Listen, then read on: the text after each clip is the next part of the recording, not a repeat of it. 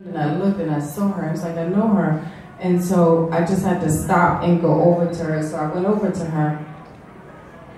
And as I was walking over to her, she was catatonic. You could see that she was in a state.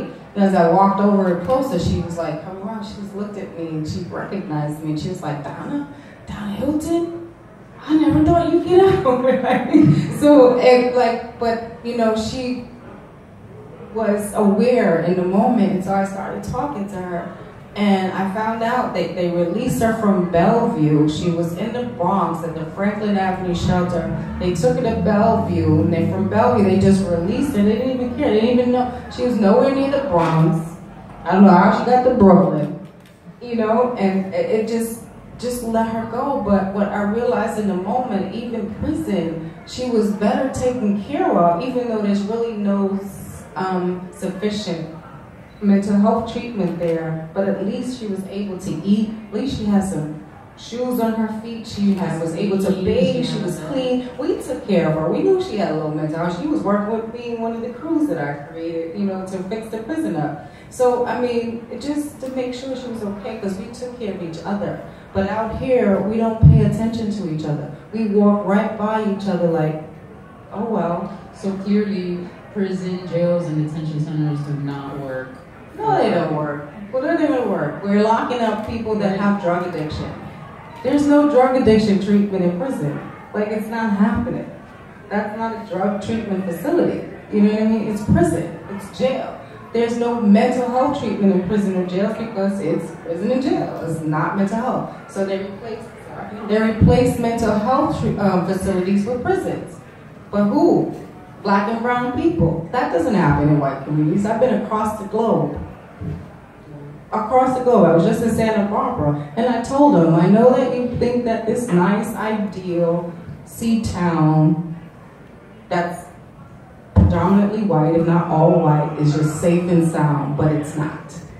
It's not. Because if we don't look outside and see what's going on outside and around us, then what is going on outside and around is going to infiltrate where we're at. Yeah. Right now you're working on the bailout plan, which is going to bail out girls and women who couldn't afford bail for all this time. They were sitting at Rikers all this time just hanging out because they couldn't afford their bail. Yeah, it's kind of radical. But so today, actually I got an update yesterday. So right now we have bailed out about 60, probably right now it might be close to 80 women that we've bailed out, and we're gonna bail out the first, I didn't get the word yet. First young person, first juvenile, because we're focused, the bailout is focused on bailing out women and young people. A lot of them are in there for like $400, $100. We recognize that we can love people for the humanity, for them being just human beings like us. We don't have to like what someone does, the act or the behavior they do, but we could love people for being people, that we will get someplace in this world. And that's why I do what I do. So every time I look at people on the street, or you know, I feel uncomfortable if someone like bumping me or something, I always look at people and myself as an culmination of absolutely everything that we've been through, because we're the ones that have done it for so long, up until this point. So how do you stay up, and how do you stay focused, and how do you not get dragged down when it's all kind of happening in your head and you're like, no, I have life, I'm here. What are some of the things you do, I guess, in your day? I have to say this. So 3 years ago, right at this point, I had a stroke. I almost died. I was at the governor's house, in front of the governor's house, protesting, you're getting my people out, right? And I had a stroke and I almost died. And it was that one. Like, there were many moments and many aha moments, right? But it was that moment in my life 3 years ago that really drove it home for me that we are nothing but love. Nothing that is here, nothing that was created, nothing in the universe did not happen without love. Nothing can be created without love. Absolutely nothing can be created without love. And so I keep that in me, I hold that, and I know that we are better than the worst things that we've ever done. We are more than what we just look at in each other. We are more than that. We get caught up into the world because we've become of the world as opposed to being in the world. So when I talk to people, I try to bring them back to say, you're just in here doing the work. You're just here for a reason. We're here with each other, right? To make this get better and just to learn. Life is experience. It's about experiencing. And once you learn, you move on, hopefully. If you don't, it'll happen again. But that doesn't mean that we have to hold people in such a space or a place where we condemn them and we feel they have no redemptive qualities, that they're horrible, they're ugly. There's no such thing as a throwaway person. We are not throwaway people. We don't throw people away. It just doesn't make sense. So I try to really bring that home to people that we're gonna do some stuff. We're gonna make mistakes. We're gonna do some ugly, messy stuff. But does that mean you throw the person away? Everybody is capable of doing and being better.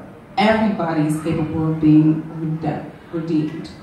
And so I look at people, I walk through life and say, okay, you bumped me, okay. But doesn't mean that you are a horrible human being or a horrible person. So I hold on to that. Yeah.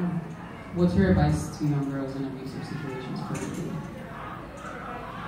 What's my advice to young girls in abusive situations? In all ages. That we are, and I'll be that young girl again, we are not what others say we are.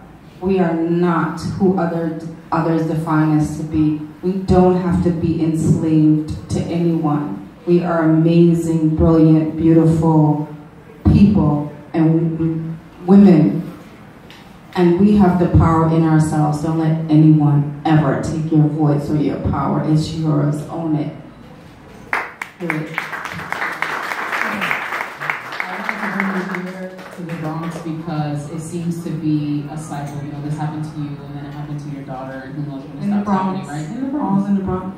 So that's why I wanted, you know, to bring you here and share this. Yes, it is. It's my hood. Finally, what else, before Q&A, what else can we do to, aside from talk about it and do things like this? Because once you hear about stuff like this, you just don't forget it. You pass it on and you talk about it. If you have family who's incarcerated, it's like you're incarcerated, so you talk about it, and that's what happens. But what else aside from talking about it? Yes, you know this is an action call, right? Yes. So my colleagues are here from Cantal Center for Health, Equity, and Justice, which I'm the Senior Justice Fellow. So I have my amazing organizer here with some cards, and so we ask you to sign them and just to be available, because we have these conversations and these campaigns going on right now. We know the legislative session is starting, and so we have parole issues that are going on, bail issues that are going on. We have the domestic violence bill that I'm working on that's going on. We have so many issues, and it does affect the Bronx. And your voice needs to be heard. Your voice needs to be in it. You don't want somebody to tell you what should be going on in your neighborhood, but you don't want anyone telling you who shouldn't be in your neighborhood, because what they're telling you is you don't need to be in your neighborhood. Don't look at me and say, oh, I don't belong here. I am you. You are me. We are the same people. And so we don't bring our voices together as a community collectively, then we won't have our community anymore. And so allow us to tell you the truth as opposed to somebody else telling your narrative, to make you afraid, to make you say, oh, I don't want that, because they don't tell you the truth. Allow us to tell you the truth of what's going on and what you need to do to speak up, to stand up, to vote. It's important that you vote. And we are in some really dark times right now, and you people are being told a story that is not true. Don't look at each other and say, and look at each other in anger and hate and, oh, well, you're doing this and you're not doing that. It doesn't matter. We are here together. This is our community. Let's make it remain our community. So join us at the top.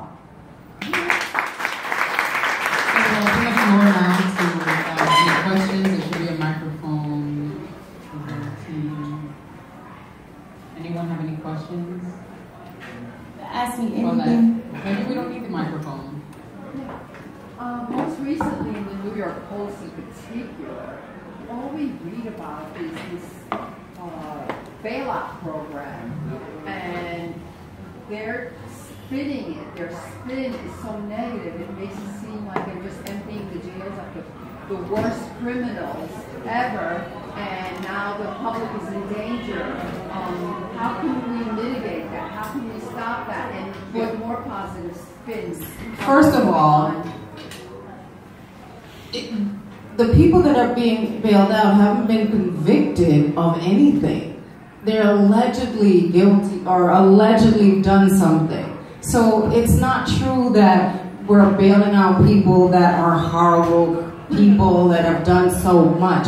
No, the majority of the people we're bailing out just can't afford $100 to be bailed out. But it's all right when you go into a white community and they're able to bail their people out. You don't hear this conversation. Please don't believe the hype. It's BS. It just really is BS. We know that there are people that have probably done some stuff, yes. But they're afforded the same opportunity as anyone else. But where's that story?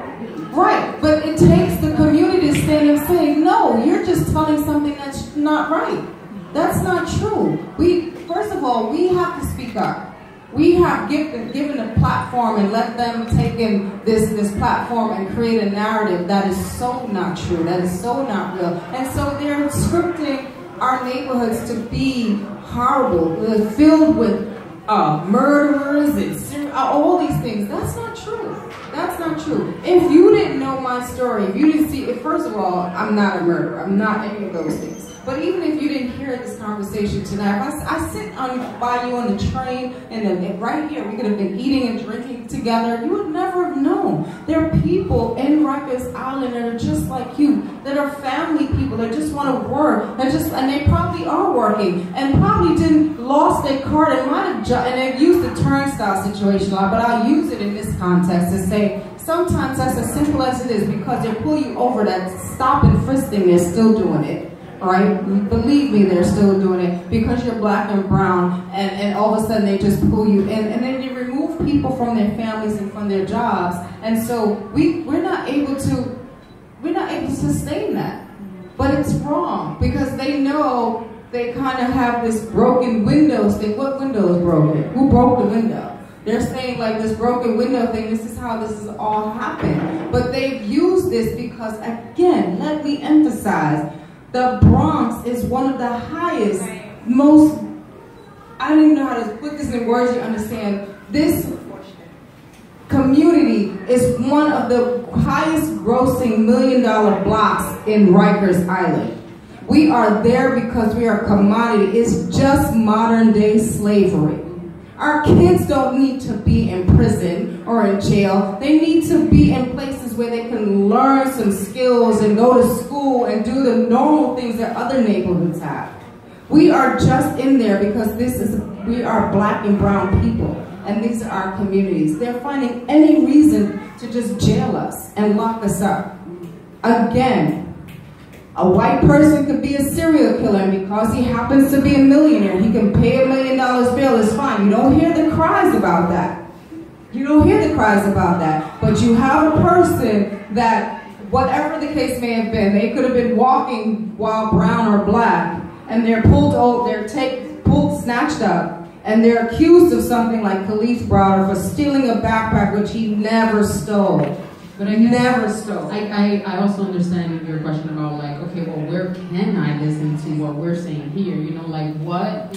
How can we stop it? How can we retaliate against that kind of image that they're projecting? I feel like that every time on my records, you know, when I have to leave and I'm like, well, I can't do anything. And it's difficult. So like everything that does not have an immediate answer. Right? But what I can say is that that's what we're doing. The legislative session starts soon. We're going up to Albany. We're arguing about the bail system. We want to change some, we want to get some certain things changed. New York does have a bail system that actually is a little less than the majority of the country, but we don't want it where it's just targeted against black and brown people. So we're working on that. We want to have a parole system that's just, fair, and equitable for everyone, not just for some people. We want laws to be in place that it works equitably and equally and just for everyone, not just for some people. So there are a lot of us that are doing this work. I have, I guess, my team, again, here from Qatar. We have Amanda that goes in often and does work. You could just reach out. Like, well, you can join the conversation. We need your voices. We can't do it alone. I'm not saying it's a quick fix, but we haven't spoken up. So I urge you to speak up. Come with us. Stand up. When we go to Albany, like, no, you're not going to talk about my neighborhood and say it's this way when I know it's not that way. You're not going to talk about the people in my neighborhood and say they're like this when that's not true. Because it's not. Every year, Little Donna also sends holiday cards for New Year's and Christmas to incarcerated women in New York State. So be on the lookout for that, and we take messages from folks and write them in letters and send them to them. So if you'd like to communicate. You sent one to Ron. We did, yeah, we did. Any other questions out there? Yes? I have so much I want to say, so I'm just sending you a hug for now. I think so much of what you gave resonated with me, so I thank you for that. So much I want to touch upon. She spoke about the incarceration, in particular this neighborhood with Horizons opening, with them bringing the youth to this area, and there's been some debate about breaking up the jails, with them bringing one right here at Hunts Point, and so on and so on and so on. So that's one leg that we'll get to. I guess I want to get back to this thing about forgiveness and knowing your story. What I do know about your story so far, as like everything you've endured as far as the sexual violence. What did it take? Like, how does forgiveness look and feel? Because if somebody does you wrong, I think it's natural to feel like, F them, like they're dead to me. So what does forgiveness look and feel like? Do you then embrace them and say we're good? Or what does forgiveness look like? Yeah, thank you for that question, Yara. So at first, it felt just like that. Like I was angry. I didn't know it was displaced anger. I felt alone, and I didn't have any healthy, positive adults or anyone that really cared enough. You know, I just didn't. The turning point came for me when I was in solitary confinement. And the feeling that the anger and the pain and all that I was carrying, and I was carrying it alone, and I couldn't carry it anymore. And I was like, what do I do with this? So I started talking to myself.